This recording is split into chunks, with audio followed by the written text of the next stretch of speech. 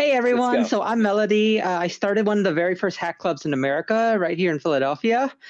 Guillermo, I noticed that you have the Sprinter train in your background, and I actually rode the Sprinter train to visit a hack club Oh out in San wow, Marcos a few years ago. nice. I love So trains. yeah, I am like looking over Twitch chat, and one of the questions in the chat is, what do you think are some cool new technologies in the near future we should be watching? Oh, that's a great question. It actually anticipates a blog post that I want to write. I'm going to answer with two things. I'm going to answer with what system do I use to identify the best technologies, and then what technologies I've identified so far.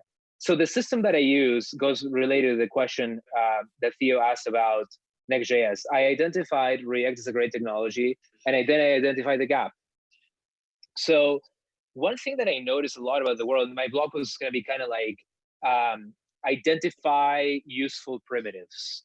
So I think the best technologies already exist. They're widely used. They're already for you to there for you to grab.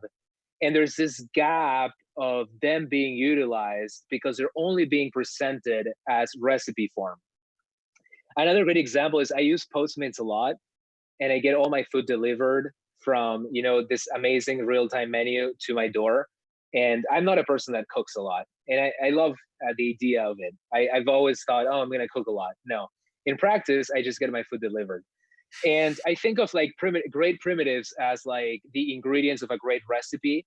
And I think maybe it's just me, but I think most people prefer to go to the In-N-Out drive-through and get a great majestic burger. I love In-N-Out, just random tangent, rather than try to make their own burger at home.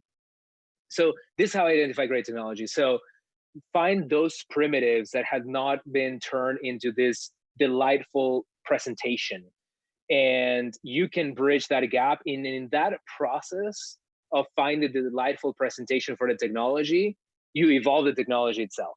So we've now made amazing contributions to React, even though we're using it as a primitive of our system. But now, because we exposed it to this huge world of data, we've now been able to tell the React team, hey, let's improve X, Y, and Z. Here's the patch, here's this, here's that. Let's work together on this. So that's a system. Then practically speaking, technologies that I'm excited about, I'm excited about TypeScript a lot. I'm excited about improving performance of infrastructure systems with Go, Rust, WebAssembly. I'm excited about creating new languages. I'm going to throw this out for hack clubbers. I think developers nowadays are typing a little bit too much, and my spider sense is tingling that I lived through this with Jade way back in the day, or Haml in the Ruby community. I think there is a lot of room for experimenting with people typing less. Whether that's with cool IDE stuff for auto-completing imports in components, but also just like, I think this is kind of an axiom of our human condition. We're all hominids that get tired by typing a lot, tired by reading a lot, tired by, coordinating a lot with people.